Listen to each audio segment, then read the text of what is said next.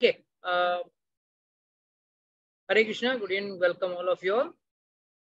So we were dealing the Ramayana, and last time we completed the killing of Bali, but on public demand, I have to go behind a little, and I have to go and tell you all the story about Shabri. Actually, I wanted to finish off now. It's Ramnavami जाके काफी time हो चुका है, तो मुझे जल्दी आगे बढ़ना था, बट लोगों का रिक्वेस्ट में मुझे वापस पीछे आना पड़ रहा है. So let's come to Shabri story. The Shabri की story के पहले you have to understand the story of Kabandha नाम का राक्षस. When Ram and Lakshman Sita मैया को ढूंढते हुए जा रहे थे, तब जटायु का मैं मुझे I have told you the story ना कि जटायु को मैंने बताना है, मतलब how is it like? Backstory I don't think you told, Prabhuji. You told कि जटायु का भी कोई backstory था ना? Backstory था, but I have explained that, Nikhar. I have explained that or not? I have explained, no? I have explained why. Yeah, I have explained, bro. I have even explained. You can see it in the YouTube को अपना earlier episode से ना, उसमें आप देख लीजिए. I have already explained why Ramchandra ji specifically did the Antim Sanskar of Jatayu. Because he was son. Okay, then I think I'm mistaken. Yeah, in fact, उन्होंने अपने पिता का अंतिम संस्कार नहीं किया, मगर जटायु का अंतिम संस्कार किया है. That you explained. That I remember. Yeah, that I will. So now let's come to story of Shabri. So before we go to the Shabri, let's go to Kabandha naam ka Rakshas. So Kabandha naam ka Rakshas was a very funny Rakshas. Why funny? His eyes were in the chest. His mouth was in his stomach.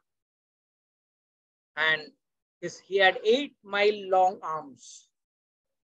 And he used to, मतलब ज्यादा किधर घूमता नहीं था, एक ही जगह पे बैठा रहता था, उसको हाथ इतने लंबे थे 8 मील दूर, तो वहां से किसी को भी पकड़ के खा लेता. तो एक बार ऐसा हुआ कि राम और लक्ष्मण जब जा रहे थे तो लक्ष्मण को पकड़ लिया, तो और ऐसा दबोच लिया उसको.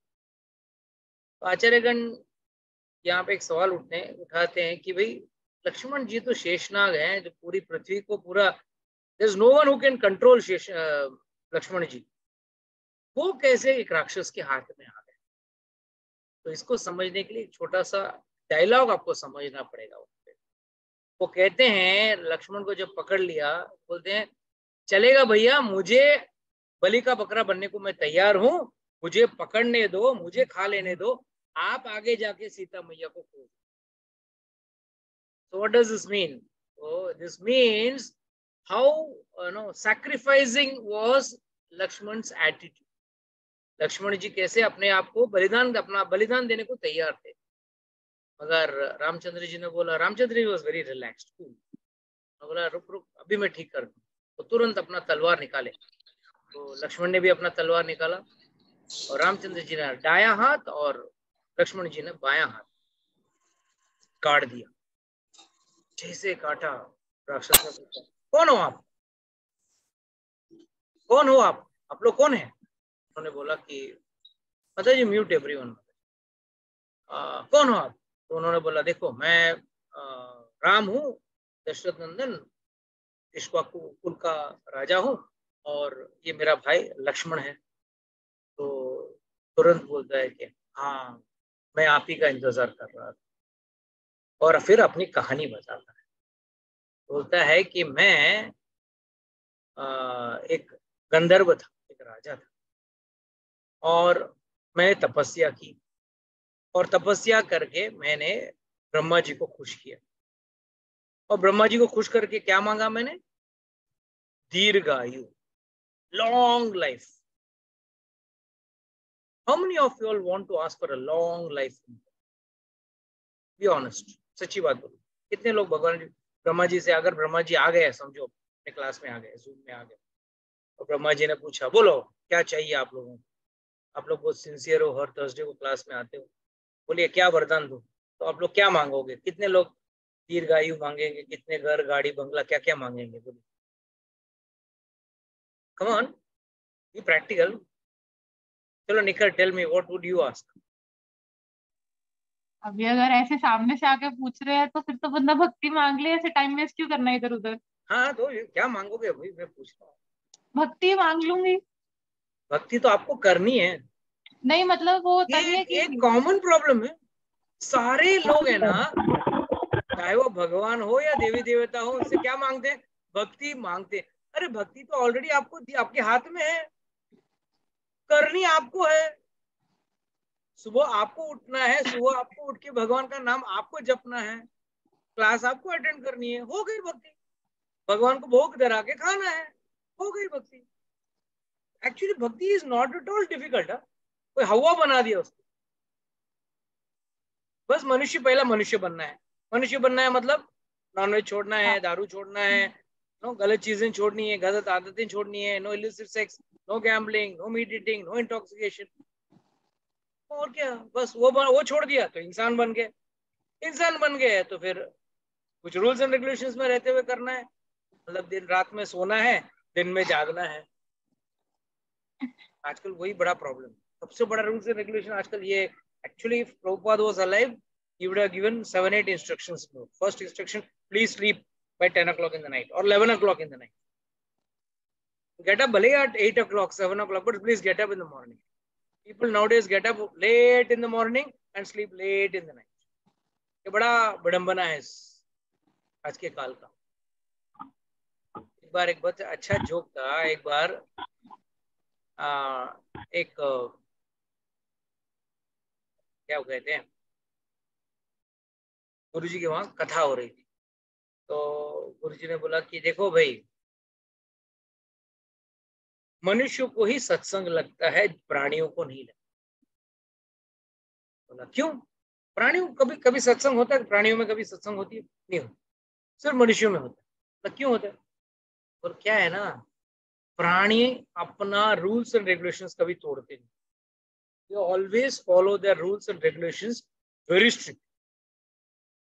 फॉर एग्जाम्पल, आप एक बकरे को या बकरी को भूखा रखिए 2 दिन 3 दिन तक, और फिर उसके सामने लेके जाके पालक का पनीर, थोड़ा चिकन मसाला, नॉन वेज, वेज, चाइनीज, ये सब रखो, क्या वो खाएगा? वो क्या बोलेगा, जब तो मुझे घास या पत्ती नहीं मिलती मैं नहीं करूँ। वैसा वैसा वैसा वर्षा। एक शेर को पकड़ लो, 2 दिन तक भूखा है, और उसके सामने बढ़िया सात्विक भोजन, एकदम सात्विक भोजन, या हरी पत्ती, बढ़िया बढ़िया हरी हरी पत्ती या घास, बढ़िया फ्रेश घास, खाएगा? क्यों नहीं खाएगा? भाई वो रूल्स फॉलो करो।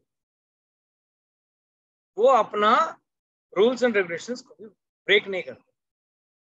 मनुष्य ही एक ऐसा जानवर जिसको जैसा उसका जीवा ने बोला वैसा वो खाएगा, जैसा उसको मन किया वैसा वो खाएगा, वैसा करेगा। बोलना पड़ता है please, all boys marry girls and all girls marry boys. नहीं तो क्या होता है आजकल, you all know better. So humans can not follow rules and regulations. इसके लिए तो उनको सत्संग की जरूरत पड़ती है। जानवरों को कभी कभी आपने देखा है he dog going with he dog? No, you will never see. Animals follow rules, only it is a humans who break the rules. इसके लिए उनको एक ही का रूल रहता है, और वो है सत्संग से ही उनको कायदा कानून दिया जा सकता है, या उनको सिस्टम्स में रखा है। So now coming to the point, Brahma ji आएंगे तो क्या करें? तो कितने लोग यहाँ पे दीर्घ आयु मांगेंगे? चलो भक्ति तो मांगना नहीं है, भक्ति तो आपको करनी है, ये तो क्लियर हो गई। अच्छा, दीर्घ आयु किसी ने दिया तो अच्छा अभिषेक मांगेगा, वेरी गुड। और कोई? सिर्फ अकेला अभिषेक रहेगा, बोर हो जाएगा भाई, आपके साथ कोई कंपनी भी नहीं है। और कोई मांगने वाला है दीर्घ आयु? पूजा माता जी आप थोड़ा मांगेंगे कि नहीं, थोड़ा लंबी आयु नहीं मांगेंगे? क्या नहीं प्रभु जी। क्या, पहले घर में बड़े बुजुर्ग आशीर्वाद देते थे, दीर्घ आयु भव। किसके लिए दे देते? दीर्घ आयुष्य अगर आपका लंबा है तो उसका क्या क्या करना चाहिए? उससे करना क्या है? उससे भक्ति करने के लिए आयु लंबी होनी चाहिए। निरोगी होना है क्यों? भक्ति करने के लिए। और आजकल हम लोग योगा भी करते हैं तो किसके लिए करते हैं? Yoga for better sex life. Is that the purpose of doing yoga? मतलब the purpose itself is not clear. सिर्फ इंद्रिय तृप्ति करने के लिए लंबी आयु मांगना गलत। और जो मांगता है वो उस स्तर से गिरकर एक राक्षस बन जाता है।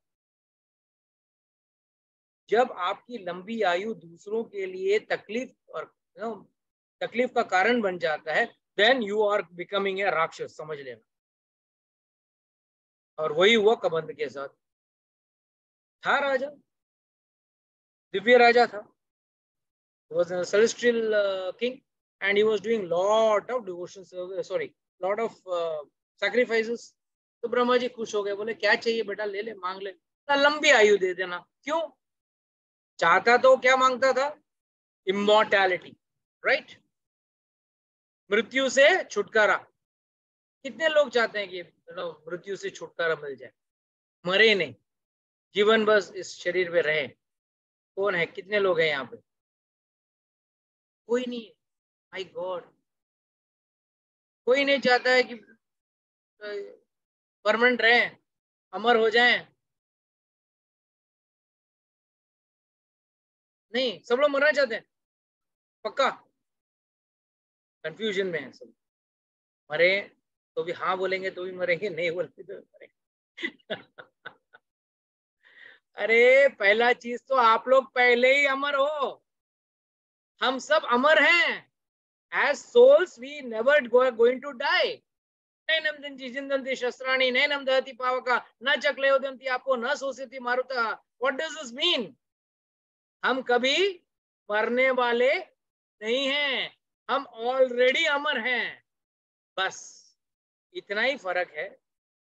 हम इस शरीर में, यहाँ भौतिक शरीर में हैं, हमको जाना है आध्यात्मिक दुनिया में। गलत जगह पे हम फंसे हुए हैं, गलत दुनिया में हम फंसे हुए हैं। इस भौतिक दुनिया में जन्म मृत्यु के चक्कर में कभी आदमी के शरीर तो कभी औरत का शरीर लेके हम बार बार जन्म ले रहे हैं। तो मुक्ति का मतलब क्या है? जन्म मृत्यु के चक्कर से बाहर निकलने को मुक्ति कहते हैं, ना कि अमर होने को मुक्ति कहते हैं। अमर तो हम पहले से ही हैं। We are never going to die. अनादि काल से हम हैं।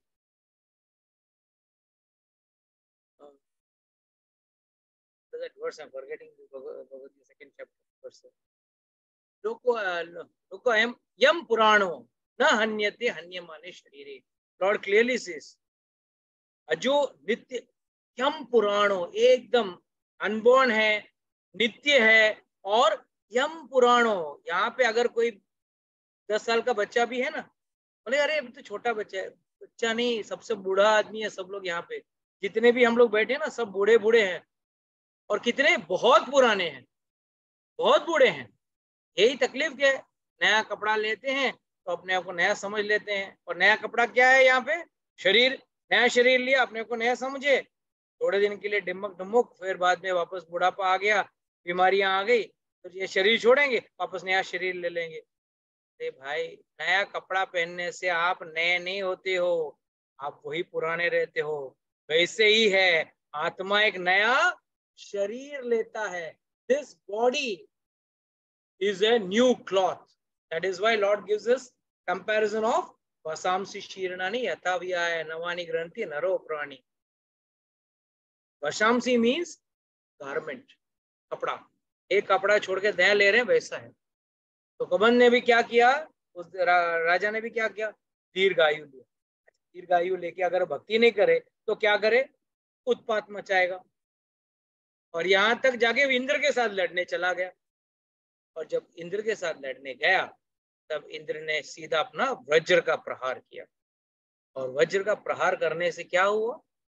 उसका जो सिर है वो पेट के अंदर चला गया।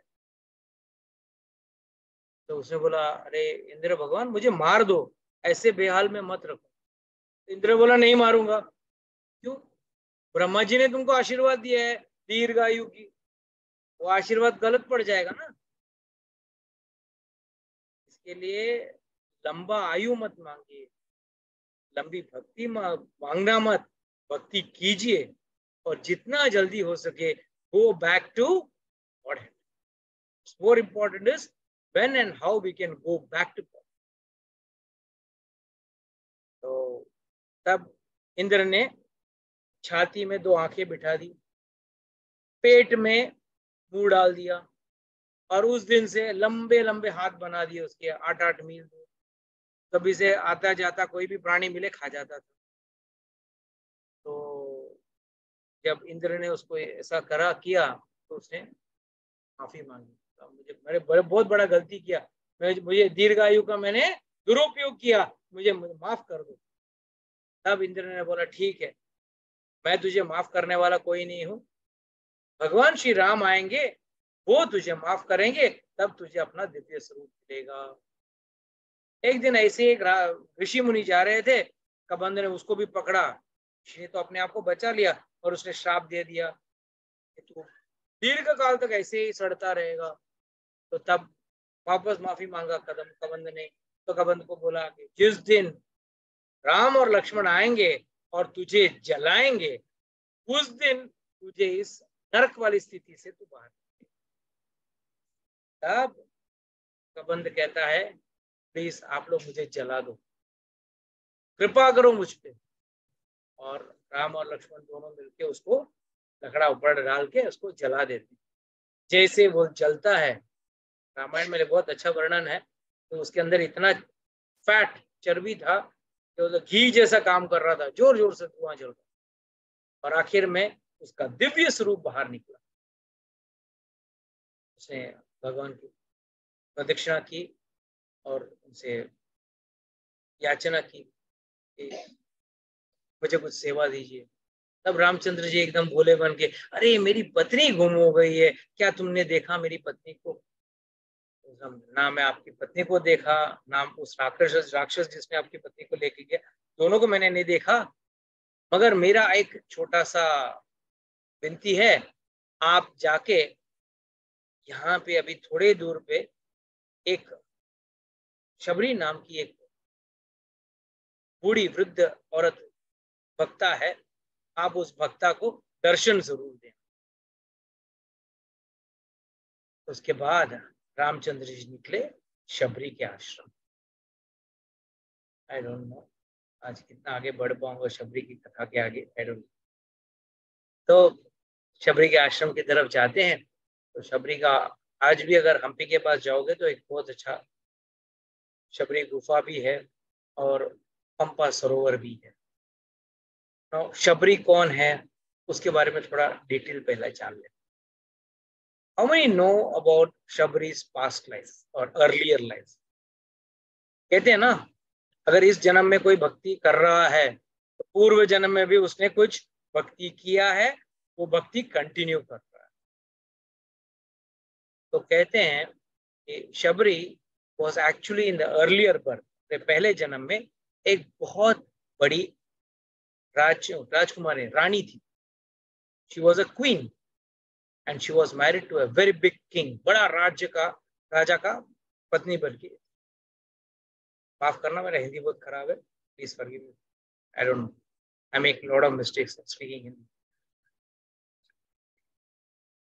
तो वहां पे उस लाइफ, उस बर्थ में, उस जन्म में उनकी बहुत इच्छा थी कि वो साधु का संग करे, साधुओं का संग करे, साधुओं का सेवा करे और साधुओं के साथ मिलकर हरिनाम कीर्तन करे। ये शबरी का पहले का जन्म। एक बार ऐसे हुआ कि कुंभ का मेला आया, तो उस रानी ने अपने राजा को कहा कि मेरी बड़ी तीव्र इच्छा है कि मैं कुंभ के मेले में जाऊं और गंगा स्नान करूं, मतलब मेला में जाके स्नान करूं। तब राजा ने बोला ठीक है रानी, तुम्हारी अगर ये इच्छा है तो मैं अभी तुम्हारी इच्छा पूरा करूं। और उसने बहुत बड़ा आयोजन कर दिया, उसकी इच्छा क्या थी? बाकी साधु आएंगे। कुंभ के मेले में लोग जाते क्यों हैं? आजकल तो लोग शौकिया जाते हैं, बट एक्चुअली पहले जमाने में कुंभ के मेले में लोग, आम आदमी क्यों जाता था? ताकि साधु संतों का संग मिले और वहां उनके साथ मिलकर कीर्तन करे, हरि नाम ले, भगवान का नाम ले। उस जन्म में उस जन्म में शबरी का बहुत इच्छा था कि साधु को संत में साथ में मैं नहाऊं, कुंभ के मेले में नहाऊं और आशीर्वाद मिले, उनके साथ करूं। मगर जब वहां पहुंची तो वहां देखा, भाई तुम कोई साधारण व्यक्ति नहीं हो, रानी हो, तो आपके लिए स्पेशल अरेंजमेंट, उनके लिए अलग से एक घाट बनाया गया था। उस घाट में सिर्फ रानी नहाएंगी, बाकी साधु संत अलग से नहाएंगे। जब भी वो देखती, वो साधु संतों की सेवा करनी चाहती थी, तभी भी उसका रानी होना सबसे बड़ा विडंबना या सबसे बड़ा प्रॉब्लम था उसके। पहले भी उसको साधुओं को भोजन कराना थी, वो कभी बाहर नहीं आ सकती थी। रानी थी तो पर्दे के पीछे ही रहना पड़ता था, बाकी लोग मिलकर साधुओं को पवाते थे, खाना पवाते थे। कई बार साधु कीर्तन करते थे तो इनका भी मन होता था कीर्तन करना, बट राजा ने स्ट्रिक्ट इंस्ट्रक्शन दिया था उनके साथ मिलके, आपको नाचना नहीं, आप कोई आम इंसान नहीं हो, रानी हो। और जब उस दिन देखा कि उनके लिए अलग से घाट बना था, बहुत दुखी हो गई। बोले कि क्या फायदा इस रानी बनने का, मैं जब साधुओं का संग ही नहीं करूं, साधुओं के साथ कुछ रहूं ही नहीं, उनका आशीर्वाद नहीं पाऊं, तो मैं क्या करूं इस रानी का जीवन का। वो नहाने गई पानी में और ये बोल रही थी, भगवान मेरा अगला जीवन आप ऐसा तुच्छ कर देना, कोई मुझे रानी बोलकर अलग मतलब स्पेशल ट्रीटमेंट ना दे। ये है एक भक्त का भाव। हम लोग सब क्या बनना चाहते हैं? VIP, very important person. हम सब स्पेशल ट्रीटमेंट चाहते हैं और क्या कहते हैं अपने आप को? हम भक्त कहलाते हैं। और वो क्या कहना चाहती थी कि भाई मैं भक्तन हूं, मुझे रानी नहीं, एक आम आदमी बनना है, या आम से निम्न व्यक्ति का, निम्न जाति का मुझे व्यक्ति बना दो, कोई तकलीफ नहीं। और इसी भाव से वो नदी में नहाने गई और वापस नहीं। अगला जन्म हुआ एक शबर जात में। शबर जात मतलब एक ट्राइबल कास्ट। और ट्राइबल कास्ट में जब जन्म हुआ, ये तो भक्ता, मगर जो जन्म जिस जगह पे या जिस परिवार में होता है, उसका इफेक्ट तो होता ही है मनुष्य के ऊपर। बहुत छोटी उम्र में उसका शादी तय हो गया और लड़का भी तो सीधी बात है शबर जात का ही था। और उसने घर के बाहर देखा कई सारे भेड़ बकरियों को बांध के रखा। तो उसने माँ को जाके पूछा, माँ कल मेरी शादी है तो इतने भेड़ बकरी क्यों बांध के रखे, इतनी सारी पशुओं की जरूरत क्या? नहीं बेटा, कल तेरी शादी है, सारे अपने बिरादरी के लोग आएंगे, मेरे घर वाले, पिता, तुम्हारे पिता के घर वाले, तुम्हारे होने वाले पति के घर वाले, सब आएंगे और सबको हमको बढ़िया नॉनवेज खिलाना है। तब शबरी को लगा, अरे क्या मेरा शादी, मेरी खुशी किसी और का जान लेकर पूरी होगी? कितने लोग हैं इस दुनिया में जो ऐसा सोचते हैं? So many people want to party, right? Everyone want to party, birthday हो, celebration हो, marriage anniversary हो, and imagine आपकी खुशी के लिए आपके प्लेट में कोई जानवर को मार के डाल दिया हो, तो कैसे आप खुशी मना सकते हैं जब उस जानवर के परिवार के घर में मातम मना है वो? When someone is eating an animal or a fish or a bird or anything, याद रखना एक चीज, आप किसी की माँ, किसी के भाई, किसी के पिता या किसी की बेटी को खा रहे हैं। जिस तरह आपके घर में से, परिवार में से अगर कोई बाहर जाए और वापस ना आए तो आप लोगों को कैसा लगेगा? और उसको पता भी चल जाए अरे उसको तो किसी ने मार के खा लिया, तो आपको अच्छा लगेगा? तो सोचिए उनको भी क्या क्या बीतती होगी जब कोई किसी जानवर को ऐसा लेके खाता है। तो ये थी शबरी की सोच कि मेरी शादी में मैं खुश होना हूं, कोई और के घर में मातम बन जाए। ऐसे घर पे ऐसे मुझे शादी करनी ही नहीं। उसकी माँ ने कहा अरे चुप चुप बोल बेटी, ये तो अपना घर का परंपरा है।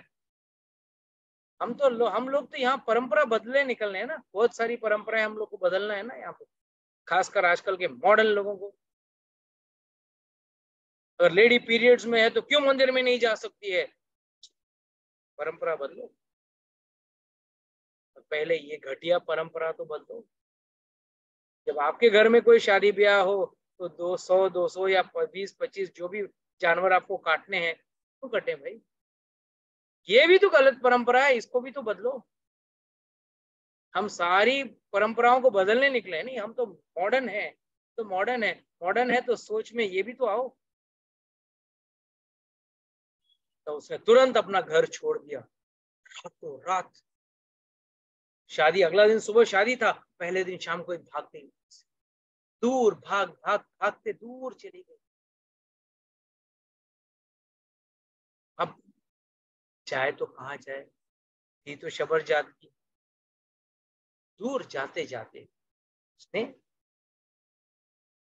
मतंग नाम की एक ऋषि का आश्रम के वहां नजदीक पहुंच गए। थी तो शबर जात की, तो सामने जाने को वो शर्माती थी। तो उसने क्या सोचा, चलो क्यों ना कुछ साधु सेवा करूं। अकेली हूं तो क्या हुआ, साधु सेवा तो कर सकती हूँ। तो रोज क्या करती थी, मतंग ऋषि अपने शिष्यों के साथ रोज नदी पे नहाने जाते थे, तो पूरा मार्ग साफ करके रखती थी। उनके लिए हमेशा रोज हवन ये सब करने, यज्ञ करने के लिए समित लगता था। तो समित मतलब सूखे लकड़ी का छोटे छोटे टुकड़े होते हैं, वो सब जमा करती थी और एक बंडल बांध के रख देती। जब भी वो आते नहा के आके देखते, अरे समित तैयार है, हमारा तो मेहनत बच गया, अभी सीधा हमको लेके जाना है। और तो और वो जहां पे जाके ऋषि मुनि शौच करते, उस जगह पे भी जाके साफ सफाई करते। तो 1 दिन 2 दिन हफ्ता 10 दिन, है ना। मतंग ऋषि ने पूछा अपने शिष्यों को, कौन कर रहा है भाई ये? रास्ता साफ हो रहा है हमारा, जहां जहां हम शौच कर रहे हैं वहां साफ हो रहा है, और समित बांध के रख रहे हैं, कौन है ये? बोले चलो कल पता करते हैं। तो वो लोग रोज सुबह आने के जो समय था उससे काफी पहले आके छुप के खड़े हो गए, और उन्होंने देखा ये शबरी आ रही है और सेवा कर रही, वहां साफ सफाई कर रही है। तो उसको पकड़ लिया उसने, मतलब पूछा कौन हो? वो तो घबरा गई, डर गई। बोला कौन हो आप लोग? बोला हम तो वही ऋषि हैं, आप कहाँ से आए हो, क्यों सेवा कर रहे हो? बोला बस मुझे हमको सेवा करने का ये शौक है। चलिए हमारे गुरुजी बुला रहे हैं आपको।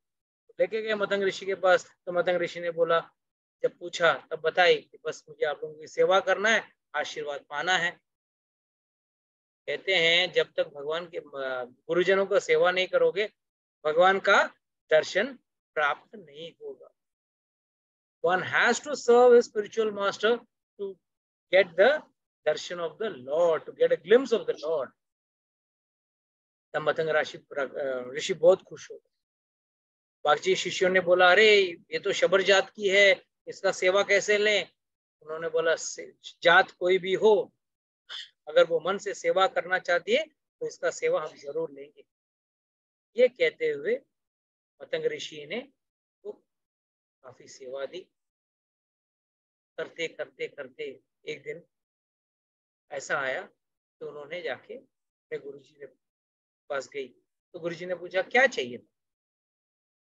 मैं तुम्हारी सेवा से बहुत खुश हूँ, मैं कुछ आशीर्वाद देना चाहता हूँ, आपको कुछ चाहिए? उन्होंने बोला मुझे कुछ नहीं चाहिए, मुझे सिर्फ भगवान का दर्शन चाहिए। डरो मत, तुम जो सेवा कर रही हो, एक दिन ऐसा सेवा कर रही हो, आपको भगवान को ढूंढते हुए जाने की जरूरत नहीं है, भगवान खुद आपको ढूंढते हुए आए। That's why Bhaktivinoda Thakur says, don't try to see God.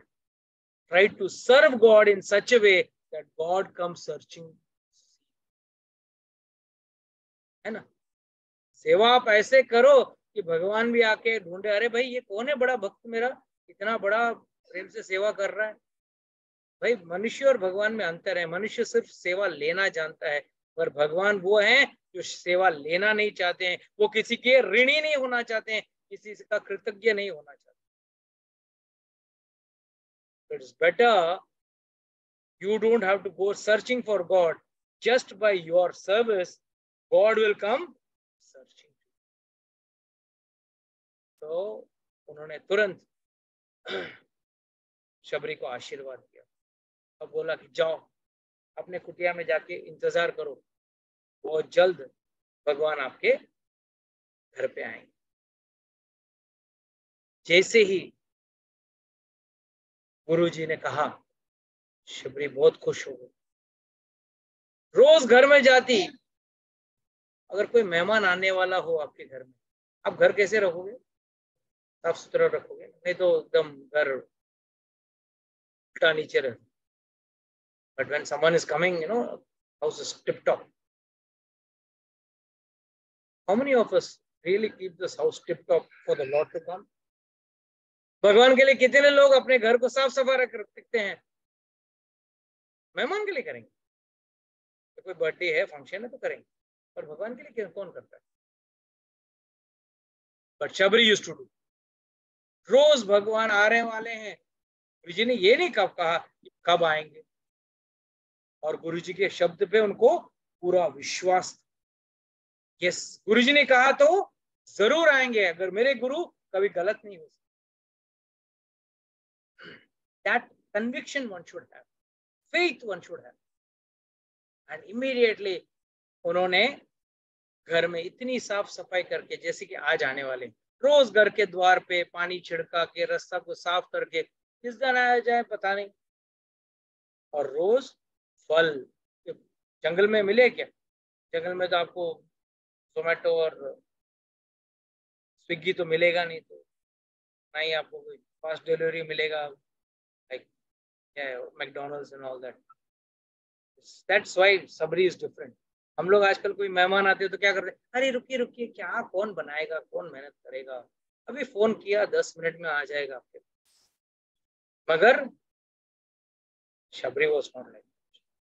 Shabri was a devotee. And what does a devotee do? He takes special care of his God. रोज भगवान के लिए अच्छे फल फूल कंद मूल लेके रखो। दिन बीते, साल बीता, सालों साल बीत गए, but Shabri's faith was never dwindled. She was fixed in her conviction. Finally, Ramchandra ji Lakshman के साथ, रामचंद्र जी लक्ष्मण के साथ घूमते घूमते आ गए, ढूंढते ढूंढते। और जिस दिन रामचंद्र जी आए उनके कुटिया में, शबरी बहुत खुश हो। She was mad with happiness. She welcomed the Lord. She washed his feet, not just with water. सिर्फ जल से उन्होंने उनका चरण नहीं धोया, अपने आंखों से आने वाले अश्रु थे, उससे भी उनके चरण। जैसे रामचंद्र जी आए, बैठे, बड़े प्रेम से उनसे व्यवहार किया और उनके लिए झूठे बेर खिलाए, है ना? ऐसे भगवान को झूठे बेर खिलाते हैं। This is a problem in India, है ना? हर चीज को कुछ एग्जैजरेट कर दो। झूठे बेर कहां से, क्यों खिलाएंगे कोई व्यक्ति? क्या आप कोई झूठा खाना खिलाओगे क्या भगवान को?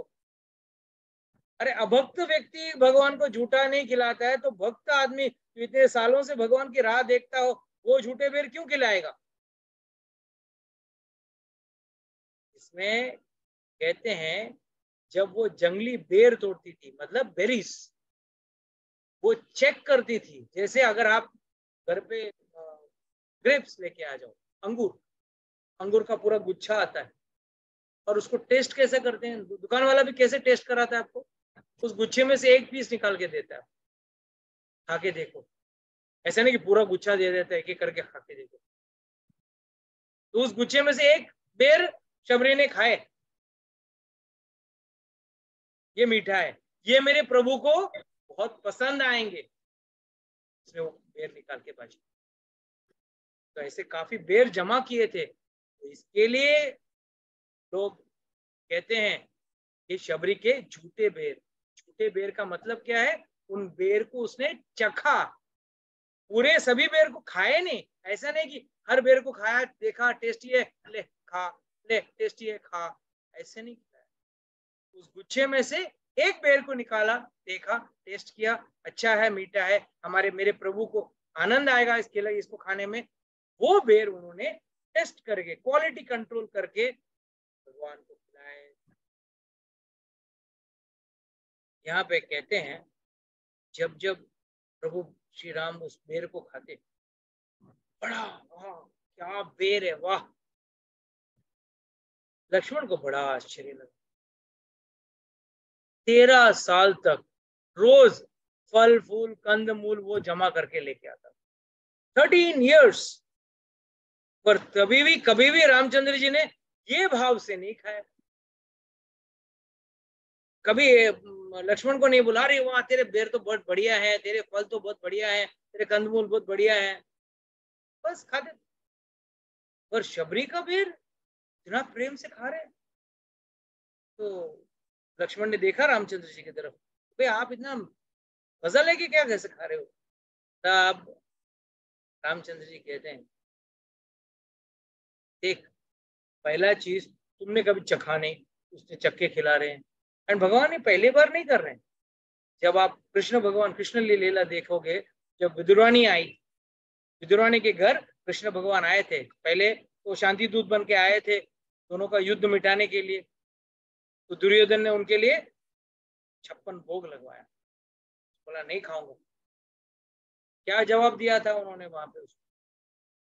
देखो, व्यक्ति 2 कारण पे खाता है, या तो प्रभाव हो या अभाव हो। मतलब सपोज कोई व्यक्ति उसके लिए बहुत प्रिय है, पेट भरा है, फिर भी अगर प्रिय व्यक्ति बोलता है तो उसका मुंह रखने के लिए, उसका मान रखने के लिए एक बार व्यक्ति खा ले। क्या वाकई में उसको इतनी भूख लगी हो, जो मिले वो खा ले। तो भगवान कहते हैं, मैं तो आत्मा रहा हूं भाई, पूरी सृष्टि को मैं खिला रहा हूं, मुझे कहां से भूख लगेगी? I can never feel hungry. I never want to eat. I am always self-satisfied. That's why Lord is called as Atmaram. At the same time, Lord says, कोई प्रभाव हो, मतलब किसी का प्रेम हो, आइए प्लीज खाइए मेरा पेट, मेरा खाना खाइए। तो इसके लिए आप लोग जब भोग लगाते हो, भोग भले बहुत बढ़िया ना हो, और भोग के अंदर एक चीज डालना भूलना मत, और वो है प्रेम। भगवान के लिए प्रेम डालने के लिए भूलिए। तो भगवान के लिए, भगवान कहते हैं भाई उसने प्रेम से मुझे खिलाया, प्रेम से मुझे बुलाया। किसने? विदुर ने बुलाया, प्रभु आप हमारे घर पधारिए। पहुंच गए भगवान विदुरानी के घर पे। Vidur had gone out, Vidurani थी, उनकी पत्नी थी, वो बोली अरे प्रभु आ गए। She went mad in ecstasy, पागल हो गई वो प्रेम में। और केले पड़े थे, उसने केले लिए, छिलके निकाले। खिलाना तो फल था, फल फेंक रही थी और छिलके खिला रही थी कृष्ण भगवान को। और कृष्ण भगवान भी क्या लीला कर रहे हैं, वाह, छिलका खा रहे हैं, आहा बड़े प्यारे हैं, बड़े मीठे हैं, उनके छिलका खा रहे हैं। और यहाँ पे फल फेंका जा रहा है और छिलका खाया जा रहा है। जब विदुर आए वहां पे, देखा अरे पागल हो गई क्या, भगवान को तू छिलका खिला रही है और फल फेंक रही है। भगवान बोले मुझे ना फल की जरूरत है ना छिलके की जरूरत है, मुझे सिर्फ कोई चीज की जरूरत है, वो तो है भक्त का प्रेम, भक्त का मन मुझे प्रिय है। बड़ा आनंद आया रामचंद्र जी को उनके बेर खाने में। बाद में उन्होंने भगवान से आज्ञा मांगी, कि मैं आपके सम्मुख अपना इस शरीर छोड़ के जाना चाहती हूँ। और जब वो कहती हैं कि मुझे अपना शरीर छोड़ के जाना है, स्वयं रामचंद्र जी और लक्ष्मण जी खड़े रहते हैं और उनके सामने she puts up the entire fire, तो आग लगाते हैं लकड़े का, वो लगा के तो उनके सामने ही अपना शरीर अपना अग्नि में जलकर दिव्य स्वरूप पाकर दिव्य या विमान में बैठकर वापस चली। अब रामचंद्र जी का टेंशन वही खड़ा कि भाई सीता को कहाँ ढूंढे, लक्ष्मण को कहाँ ढूंढे, मतलब सीता को कहाँ ढूंढे, लक्ष्मण कहाँ मिलेगी सीता। और तभी आपको लास्ट टाइम मैंने सुनाया था, हनुमान जी आ गए थे, ऋषिमुख पर्वत की तरफ गए और सुग्रीव ने भेजा हनुमान जी को, और सुग्रीव का पहले दुश्मनी चल रहा था अपने वाली के साथ, उसके भाई वाली के साथ, और पूरी कहानी मैंने लास्ट टाइम बता दी। तो let's come to the point जहां पे वाली को रामचंद्र जी ने छुप के मारा। मैंने लास्ट टाइम एक इंपॉर्टेंट स्टोरी बताया था आप लोगों को कि पहली बार जब सुग्रीव लड़ने गया पिटा, पूरी तरह पिटा, और अगली बार जब गया रामचंद्र जी ने बराबर मार दिया। और रामचंद्र जी ने तभी क्या बहाना बताया कि भाई दोनों बंदर एक जैसे दिखते हो, किसको मारूं किसको छोड़ूं समझ में नहीं आ रहा था, मुझे ये पता नहीं चल रहा था कि कौन वाली है कौन सुग्रीव है। और उसका कारण मैंने बताया था, किसी को याद है?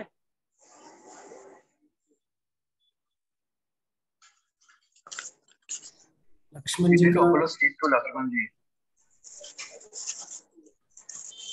हाँ क्या बोलिए, प्लीज स्पीक।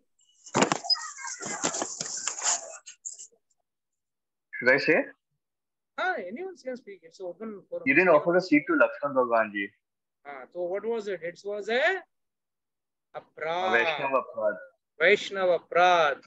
और उस वैष्णव अपराध के लिए रामचंद्र जी बहुत नाराज हो गए थे कि भाई आपने मेरे भाई को मान किया, मुझे सीट दिया और राम लक्ष्मण जी को नहीं दिया, तो उन्होंने उसके लिए उसकी थोड़ी बहुत पिटाई कर दी। मगर अगली बार वाली को एक ही बाण में मारा। यहाँ पे एक सवाल उठता है, काफी लोग पूछते हैं कि भाई वाली को मारने की जरूरत क्या थी, सीधा वाली के साथ ही गठबंधन कर सकते थे, समझौता कर सकते थे, वाली उनको मदद करता था, क्यों वाली को मारा? Does anyone know the answer?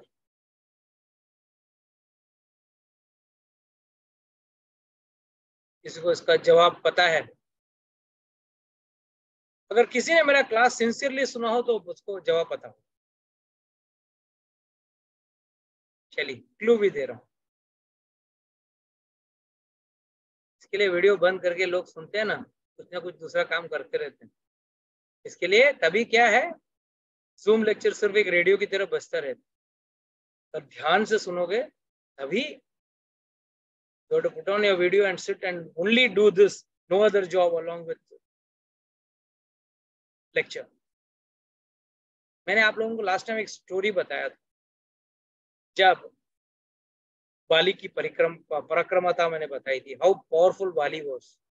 उसने क्या किया था, रावण को अपने काक में रख दबा दिया था, याद है? I told the story. वाली ने रावण को अपने काक में दबा दिया था और चारों दिशाओं में जाके गायत्री कर रहा था, और बेचारा रावण टस से मस नहीं हो सकता था, हिल नहीं सकता था बेचारा। और एंड में रावण ने उससे माफी मांगी, और तब उस दौरान एक संधि की। कैसी संधि की? कि भाई मैं कभी तुम्हारे इलाके में नहीं आऊंगा, अगर तुम कभी मेरे इलाके में बताओ। तो what does this mean? Already जिस व्यक्ति ने रावण के साथ संधि कर ली है, उस व्यक्ति से मदद मांग के कुछ फायदा होने वाला है रामचंद्र? दूसरी बात, lord hates not only bad demons, but he even hates good people who are connected with demons. जो अच्छे व्यक्ति क्यों ना हो, मगर आप गलत लोगों के साथ मिले हो या जुड़े हो, तो भी भगवान को वो लोग पसंद नहीं है। एग्जाम्पल, भीष्म पितामह। भीष्म पितामह सबसे बड़े महाजनों में गिना जाता है। 12 महाजन हैं, उनमें एक महाजन है भीष्म पितामह। और भीष्म पितामह ने क्या किया? कौरवों के साथ दोस्ती कर ली और उनके तरफ से युद्ध लड़ रहे थे। इसके लिए एंड में क्या हुआ? इतने अच्छे महाजन होने के बावजूद उनको बाणों की सैया में लेटना पड़ा। So first understanding why Ramchandra ji killed वाली was because उसने उस दुष्ट राक्षस के साथ समझौता किया था या उससे दोस्ती कर ली। तो याद रखना, अगर आप कितने ही अच्छे व्यक्ति क्यों ना हो, अगर बुरे व्यक्ति के साथ आपकी दोस्ती हो, आपकी सांठगांठ हो, तो भगवान के लिए आप अप्रिय हो। अब ये सवाल उठता है कि रामचंद्र जी ने छुप के क्यों मारा? ऑलरेडी मैंने पहले ही बताया, वाली को एक वर मिला था। कौन सा वर? जो भी व्यक्ति उसके सामने दुश्मन, जो भी दुश्मन उसके सामने लड़ने आ जाए, उसका आधा बल वाली के पास आ जाएगा। इसके लिए वाली वॉज लिटरली इनविंसिबल, उसको कोई नहीं हरा सकता था, क्योंकि जो भी जाता अपना आधा बल उधर ही खो देता था। तो वाली को कैसे हरा सकता है? वाली उसको मार देता था। तो इसके लिए रामचंद्र जी को कंडीशन 1 छुप के ही मारना था। ये रामायण में एक बहुत अच्छा प्रसंग है, जब वाली लेटे हैं, बाण लगी हुई है, बहुत दर्द में है, और तुरंत तारा उनकी पत्नी भाग के आती है। Tara is a daughter of Brihaspati, she is said to be an अंश ऑफ बृहस्पति।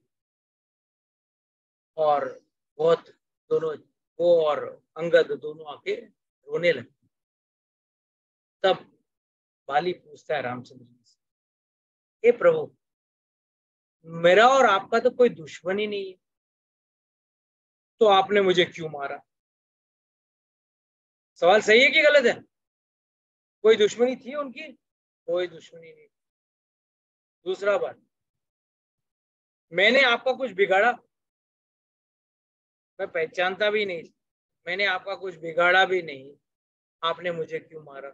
क्या ये नीति है? How many people agree to this? ये सवाल काफी पूछा जाता है। Yes, anybody can speak.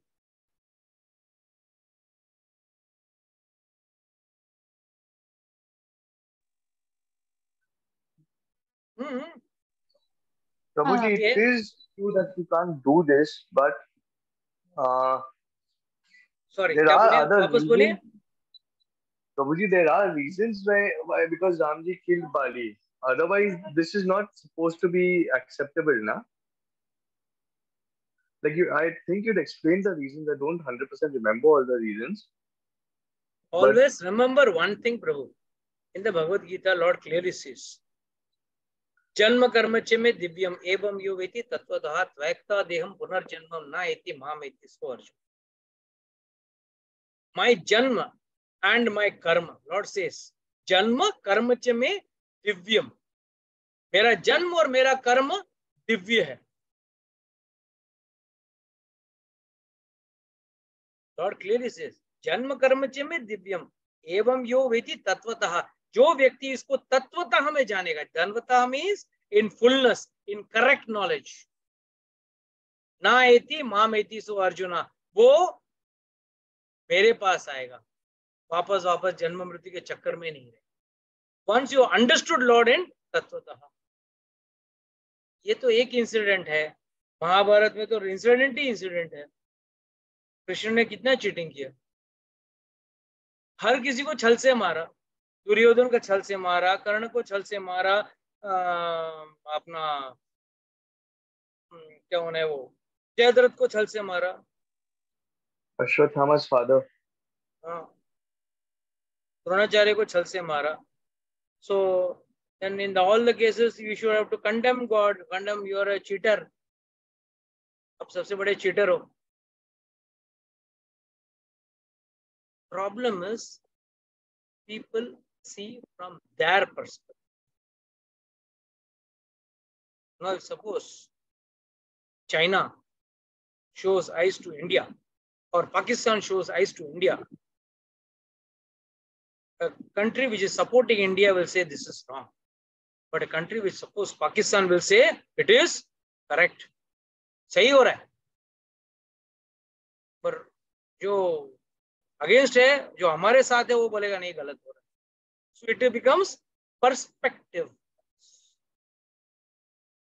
So it is like your point of reference is very important. लोग अक्सर ये एक जनरल मतलब एक बार दो टुकड़ा बोलते हैं ना, this is wrong. You have to see with respect to what context. First and foremost, जो व्यक्ति ने अपने भाई को न गलती करते हुए भी देश के बाहर निकाल दिया. What did Wali do? Just because of the mistake, I explained the whole story last week. Just because of that small little mistake of his, he removed Sugriv and threw him in the jungle. And literally he was chasing him every day. He was killing him every day.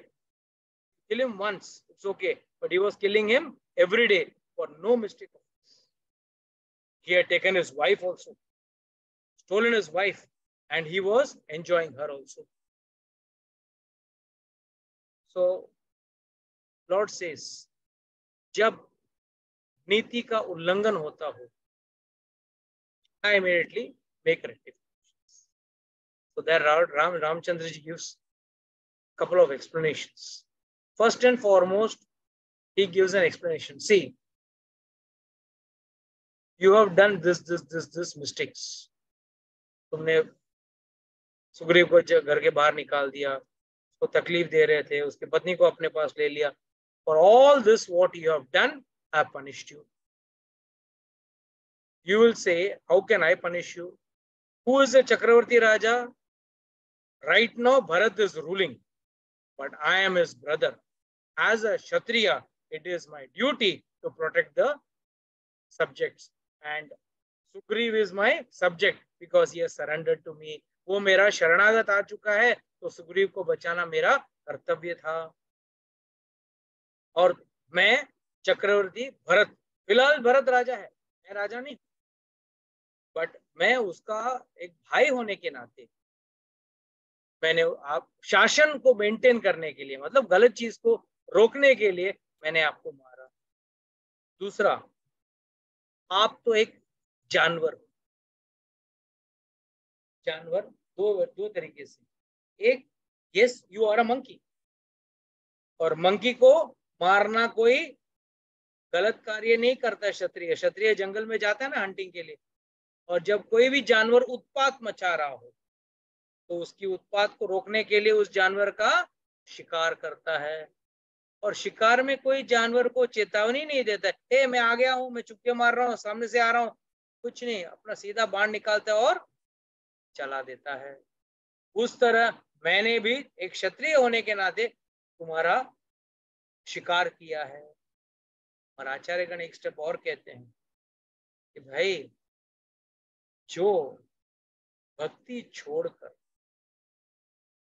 क्या कहते हैं, भक्ति छोड़कर सिर्फ आहार निद्रा भय मैथुन में लगा हो, eating sleeping mating and defending में लगा हो, वो कैसा व्यक्ति है? पशु बिन समान. वो पशु के समान है, और पशु कभी भी कट सकता है, मनुष्य की जाति में आता नहीं, या कम से कम हायर इवॉल्व्ड स्पीसीज में नहीं. इसके लिए रामचंद्र जी कहते हैं, मैंने इसके लिए तुमको मारा. तब वाली की आंखें खुलती है, वो काफी माफी मांगता है और कहता है कि प्लीज आप मुझे माफ कर देना. एंड ही टेल्स सन अंगद कि भाई आगे से तुमको रामचंद्र जी के शरण में रहना है, और वो जैसा कहते हैं वैसा करना.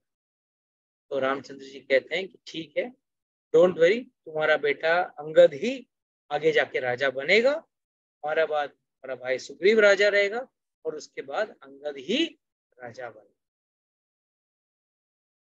ये सब कहने के बाद सुग्रीव का राजाभिषेक होता है और सुग्रीव को राजा बना देता. तभी उस वक्त बारिश का मौसम शुरू हो जाता है. तो कहते हैं ना बारिश की ऋतु आ जाती। तो अब 4 months कुछ काम नहीं होगा, बारिश पे कुछ काम होगा नहीं, कहाँ ढूंढेंगे, किधर ढूंढेंगे। तब रामचंद्र जी और लक्ष्मण उनके किष्किंधा के नजदीक ही एक पहाड़ के ऊपर एक गुफा है, उस गुफा में जाके बैठ गए। राह देख रहे थे कि सुग्रीव ने वादा किया था कि बारिश जैसे खत्म हो जाएगा मैं अपने लोगों को भेजकर सीता को ढूंढूंगा। पर यहाँ पे वक्त जाते जाते व्यक्ति अपना वादा भूल जाता है। हम भी तो वही करते हैं, भगवान को वादा करते हैं हम भक्ति करेंगे, और जैसे भगवान ने हमारे जीवन में कुछ प्रमोशन, बड़ा बिजनेस बढ़ा दिया, कुछ कर दिया, तो तुरंत हम भक्ति करना छोड़ देते हैं। कारण क्या बोलते हैं, क्या करें प्रभु जी, इतना बिजनेस बढ़ गया, इतना काम बढ़ गया, ऑफिस में इतना प्रेशर आ गया, अब मेरे पास टाइम ही नहीं भक्ति करने की। और भगवान को ये चीज बिल्कुल पसंद, और भगवान को पसंद हो ना हो, गुरु को कोई भी कभी भी ये चीज पसंद नहीं होती है। और सुग्रीव के साथ भी यही हुआ, वो भी खुश हो गया, राजा बन गया हूँ, अब पत्नी है, तारा भी उसकी पत्नी बन गई। बंदरों में तो सब चलता है, एंजॉयिंग लाइफ, किंग साइज, खूब मदिरा पी के आराम से रहता था। एक दिन लक्ष्मण को आया गुस्सा, भैया मैं तो अब पूरी किष्किंधा को जला दूंगा, अब बारिश खत्म होने के लिए बस कुछ दिन बाकी है और अभी तक सुग्रीव ने कुछ कार्य नहीं किया है। उन्होंने वादा जो किया वो पूरा करने का कुछ लग नहीं रहा है मुझे, कुछ अभी मुझे तुरंत करना पड़ेगा।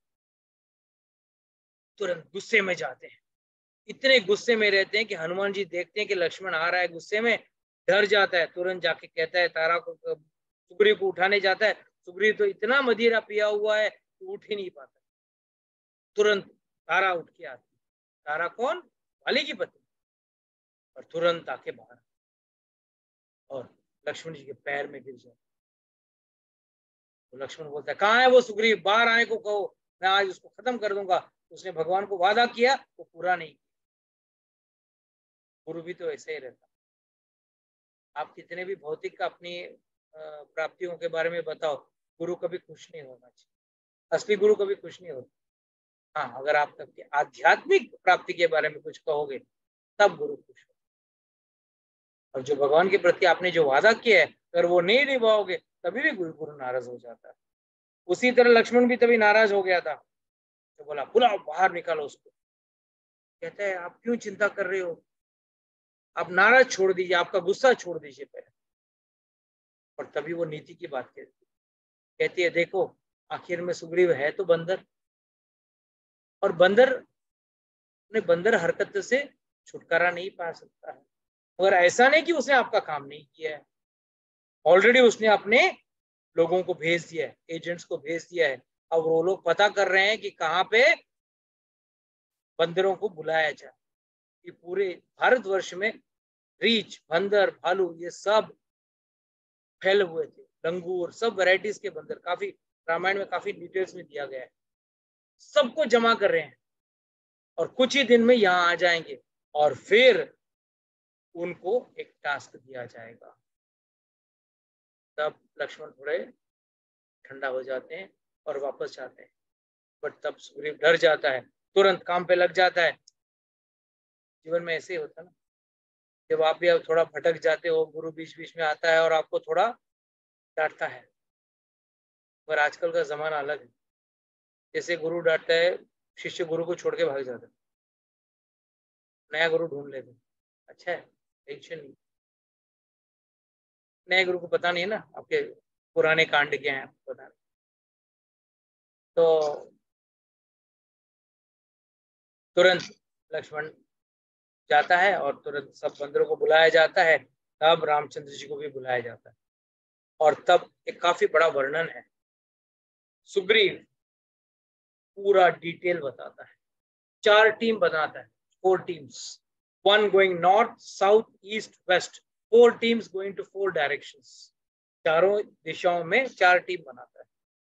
और चारों टीम को चारों दिशाओं के बारे में परफेक्ट ज्ञान देता है कि वहां पे ऐसा रहेगा, यहाँ पे दलदल रहेगी, यहाँ पे पहाड़ रहेगा, वहां पे ऐसे लोग रहेंगे, वहां पे ऐसे लोग रहेंगे। तो सब लोग सोचते हैं यार पता कैसे चलता है। तो लोग पूछते हैं भाई आपको कैसा पता है इतना डिटेल में, पूरा ज्योग्राफी बारे में आपको पूरा ज्योग्राफी, कहाँ पहाड़ है, कहाँ नीचे है, कहाँ झरने, कहाँ नदियां हैं, सब पता है उसको। तब कहता है क्या करूं, जब वाली ने मुझे परेशान किया था, मुझे भगाया, तब मैं चारों दिशाओं में भागता था, इसके लिए मेरा ज्योग्राफी परफेक्ट है। कहते हैं ना जो रोज दिन भर भटकते रहते रास्ते में, तो पूरा रास्ते का हर गली पता ही रहता है, याद है। तो उसी तरह बेचारा इतना भटक चुका था तो उसको हर गली याद रहती, तो बताते सारे। तो सारे टीम्स निकलते हैं, मगर स्पेशल टीम निकलती है साउथ के लिए। साउथ का टीम में कौन कौन होता है? लीडर रहता है जामवन, साथ में है अंगद और हनुमान जी। ये सारे बहुत सारे बंदर हैं, बट खासकर मेन प्लेयर्स, मेन हीरोज, ये 3 हीरोज रहते हैं। और ये जाते हैं साउथ के टीम में, साउदर्न दिशा में। यहाँ पे जब हनुमान जी निकलते हैं, तब रामचंद्र जी जाके हनुमान जी को बुलाते हैं और अपने हाथ में से अंगूठी निकाल के हनुमान जी के हाथ में, और कहते हैं कि अगर सीता मिले आप उनको ये अंगूठी दे देना। लोग कहते हैं हाँ भगवान कौन है, साधारण सा मनुष्य है, लंपट की तरह अपनी बीबी के लिए रो रहा है, और लोग तुम लोग भी पागल हो, तो क्या बोलते हैं वो फैनेटिक हो, कुछ भी बोलता है कोई। 4 साधु बोलते हैं कि भगवान है, आप लोगों ने मांग लिया। अरे सोचिए 4 टीम्स जा रही है 4 दिशा में, मगर बराबर उसी व्यक्ति के हाथ में दिया, तो पता था ये टीम को ही सीता मिलने वाली है। Why he didn't give? अगर चाहते तो वो पूरब की तरफ जाने वाली या पश्चिम की तरफ जाने वाली टीम के हाथ में भी दे सकते थे। अगर हम मनुष्य जैसे होते तो किसी को भी रैंडम में देते, और उन्होंने बराबर चुन के हनुमान वाली टीम को दिया जो दक्षिण की तरफ जा रही। तो उनको रामचंद्र जी को पता था सीता मैया कहाँ है, यही तो है भगवान की पहचान। और अब क्या लीला कर रहे हैं? मनुष्य की लीला। और मनुष्य का मतलब क्या है? असहाय, हमेशा पीड़ा से ग्रस्त, वो है मनुष्य। अभी भी देख लो, किसी ना किसी को कोई ना कोई प्रॉब्लम तो रहेगी ही रहेगी। किसी को कोई तन दुखी, तो कोई धन दुखी, तो कोई मन दुखी, और सबको कोई ना कोई दुख जरूर है। तो हनुमान जी निकलते हैं जामवन जी के साथ, और काफी लंबा स्टोरी है, थोड़ा एडिट करके सीधा हम पहुंचते हैं ईश्वर के पास, पहुंच जाते हैं जहाँ पे छोर आ जाता है, दक्षिण छोर, भारत का दक्षिणी छोर पे जाके पहुंच जाते हैं, और पूरी टीम दुखी है। आज सुंदरकांड खत्म करें या नेक्स्ट वीक करें? सुंदरकांड बहुत बड़ा है। चलो ठीक है, नेक्स्ट वीक करते हैं, ऑलरेडी 9:20 हो रहा है। तो टीम निकलती है और पहुंचती है, और